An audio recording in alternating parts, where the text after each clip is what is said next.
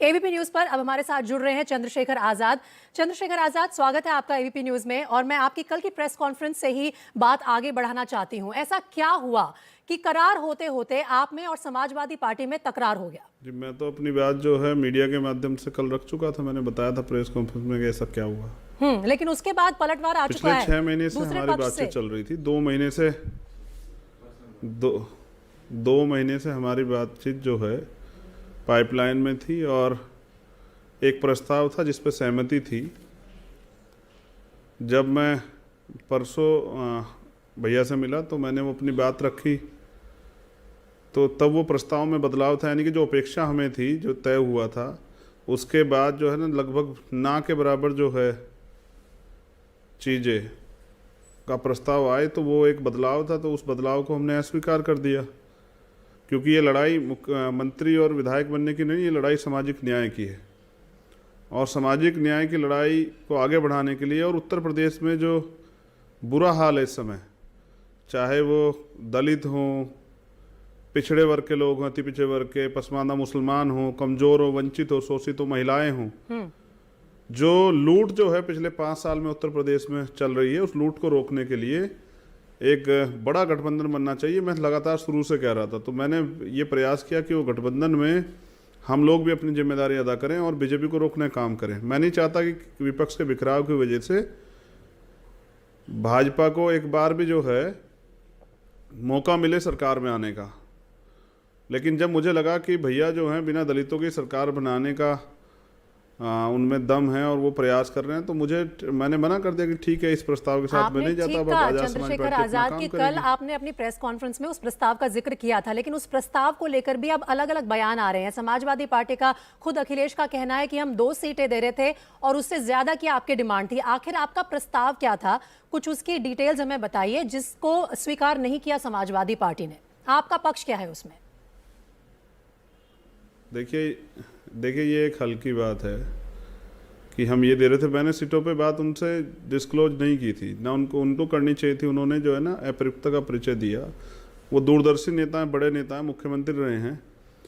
मैं जानना चाहता हूँ कि अखिलेश जी 22.5% दलित और आदिवासियों की जो टोटल 25% हो जाते हैं, उनकी जो प्रतिनिधित्व है वो 2 सीटें लगाते हैं क्या? अगर वो 2 सीटें लगाते हैं तो क्या वो उनका अपमान नहीं करते हैं?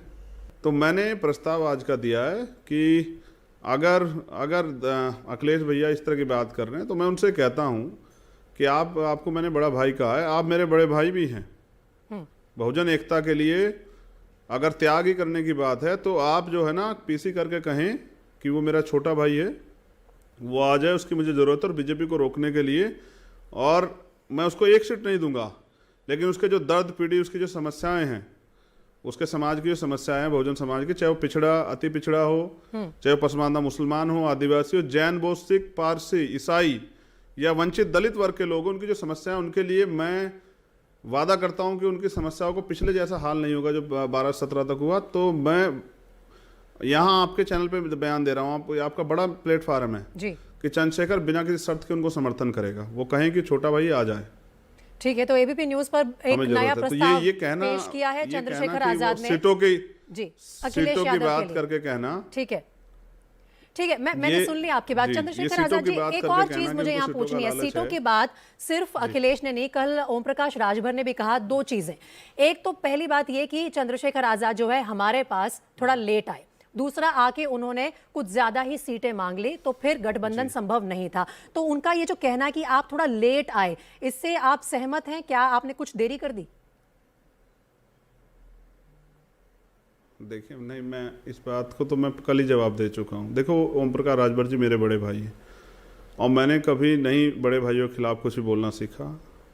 मैं तो यही कह सकता हूँ कि वो जानते हैं, वो खुद की स्थिति को भी जानते हैं और मेरी को भी, कि मैं ईमानदार आदमी और मैंने कभी अपनी ज़बान से फिरना नहीं सीखा। मैं तो कह रहा हूँ 6 महीने पहले से मेरी भैया से मुलाकात गठबंधन के विषय में चल रही है। मैं देर से नहीं आया हूँ और 2 महीने से चल रही हैं, अभी भी लगातार चल रही हैं। तो ये कहना कि देर से आए, और फिर अभी तो और भी लोग आ रहे हैं, अभी तो कुछ बीजेपी के लोग भी ज्वाइन करे। देखिए, मुझे ऐसा लगता है बीजेपी के लोगों ने ज्वाइन किया तो फिर उनको लगा कि अब किसी की ज़रूरत नहीं है, तो चंद्रशेखर को ना के बराबर प्रस्ताव रखेंगे, स्वाभिमानी व्यक्ति है, तो वो ना करके चला जाएगा, तो हम अपनी लड़ाई को लड़ेंगे। तो मैं समझता हूँ उन्होंने ना कर दिया, मुझे जो अपेक्षा थी, जो तय हुआ था, उस पर बात नहीं बनी, तो मैंने आके अपनी बात कर दी। और मैंने ये नहीं कहा कोई विरोधी है, मैंने कहा कि उनको जरूरत नहीं है।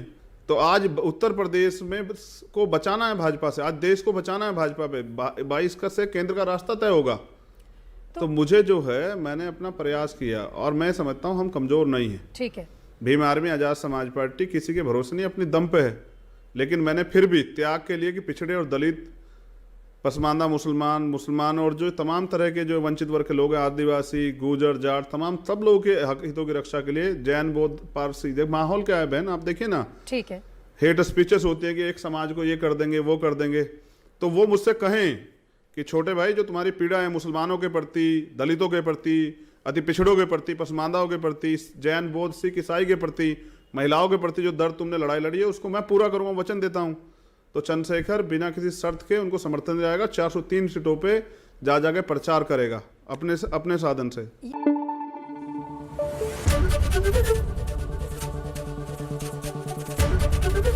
एबीपी न्यूज आपको रखे आगे।